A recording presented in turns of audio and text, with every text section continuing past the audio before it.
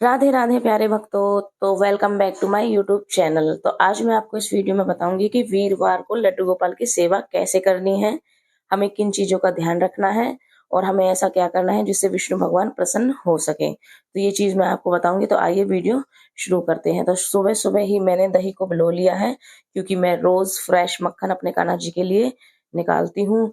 सबसे पहली बात तो ये है, कान्हा जी को मक्खन अति प्रिय है, अति प्रिय है। तो आप उन्हें मक्खन का भोग लगाएं तो बहुत अच्छा है। तो ये मेरे माधव और कान्हा सोए हुए हैं अभी।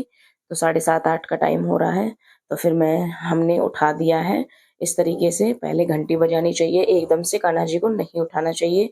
माधव ने बिल्कुल तुलसी की माला अपने ऊपर रख रखी है और इस तरीके से दोनों को उठा दिया है आराम से। फिर उनको पद गायन सुनाया है, राधे राधे नाम का जाप सुनाया है, ताकि उनका मूड फ्रेश हो सके। क्योंकि हम एकदम से बच्चे को भी ऐसे उठाते हैं तो बच्चा चिड़चिड़ा सा हो जाता है।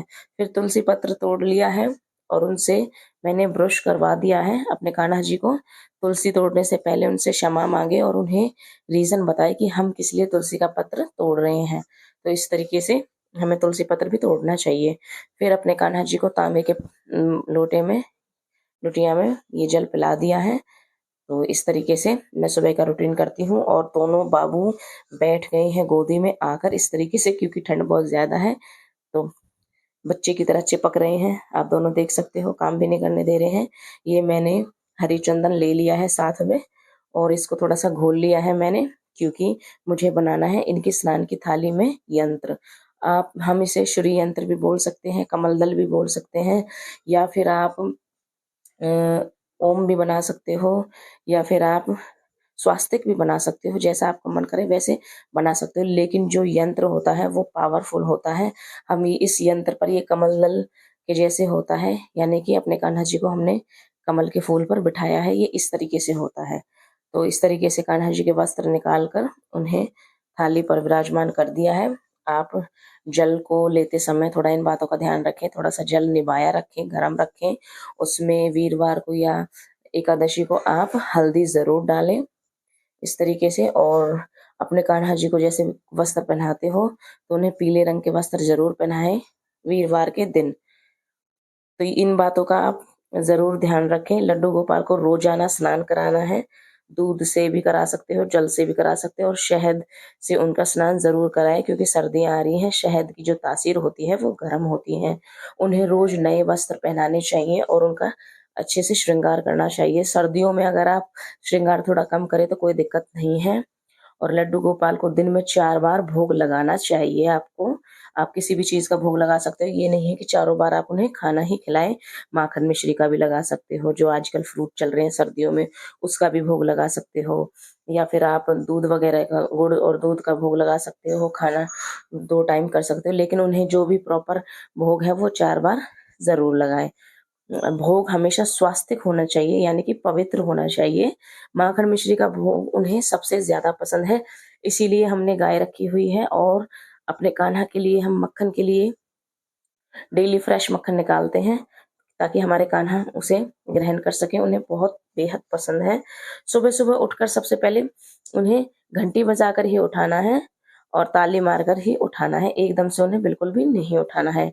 स्नान कराने के बाद उनका आचमन कराना चाहिए उन्हें, तो वो बहुत अच्छा रहता है। उनके गले में माला, हाथ में बांसुरी और सिर पर मुकुट जरूर पहनाना चाहिए। लेकिन मुकुट में तो ठंड लगेगी, तो आप टोपा, कैप कह सकते हो, जो उनकी बनी होती है उन चीजों को जरूर पहनाइए, वो मुकुट ही कहलाया जाता है।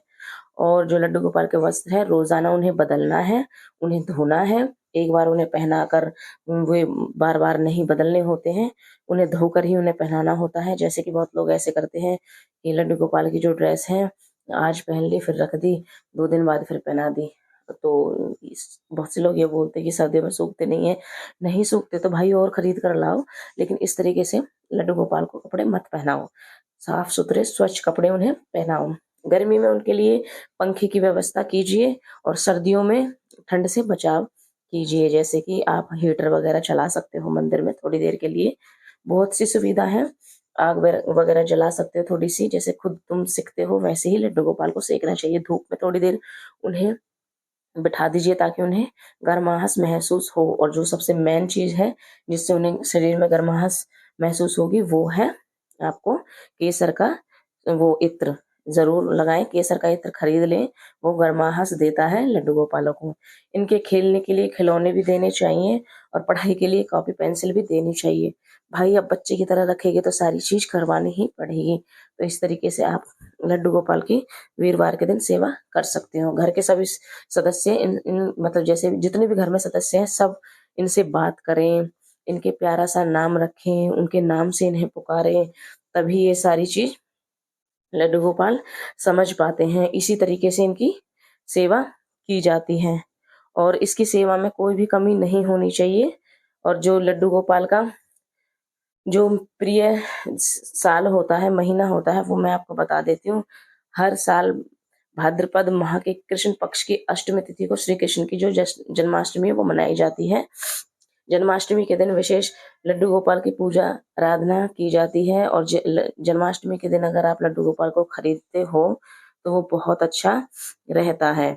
तो उसी टाइम पे आप उनकी प्राण प्रतिष्ठा भी कर सकते हो सारे दिन में इसी तरीके से। तो फिर उसके बाद मैंने पूजा आरती कर ली है, ये सारी चीजें मैंने आपको बता दी हैं। तो इन चीजों का प्लीज ध्यान रखें, बिल्कुल भी लापरवाही ना करें लड्डू गोपाल की। उसमें बहुत से लोग ऐसे होते हैं कि घर पर लड्डू गोपाल को ले आते हैं और फिर उनकी पूजा अर्चना करने में या वो करने में बिल्कुल भी ध्यान नहीं देते हैं और फिर कुछ दिनों बाद उन्हें कहीं पर छोड़ देते हैं या किसी को दे देते हैं कि हमसे सेवा नहीं हो रही है। तो भाई ऐसे ना करें, ऐसे बहुत बहुत बहुत पाप लगता है ऐसे करने से। तो इन चीजों का ध्यान रखिए। ये जो फूल मालाएं हैं ये मुझे वृंदावन से मिली थी आशीर्वाद के तौर पर। ये तुलसी की माला है, मैं इन्हें सुखा रही हूँ।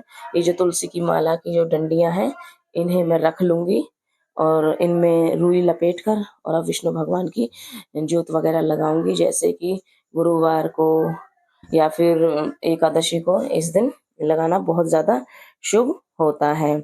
उसके बाद ये जो मालाएं सूख जाएगी इसका मैं इसे पीस लूंगी और इनका पेस्ट बना लूंगी। जैसे हम घर में धूमने देते हैं तो उस टाइम में वो पाउडर मिलाकर मैं घर में धूमने दे दूंगी, क्योंकि उसमें पॉजिटिविटी ज्यादा होती है। और आज वीरवार के साथ साथ द्वादशी भी थी तो मम्मी ने फास्ट रखा था, तो फास्ट रखने के बाद व्रत का पारण करने के बाद हमें दान जरूर देना चाहिए।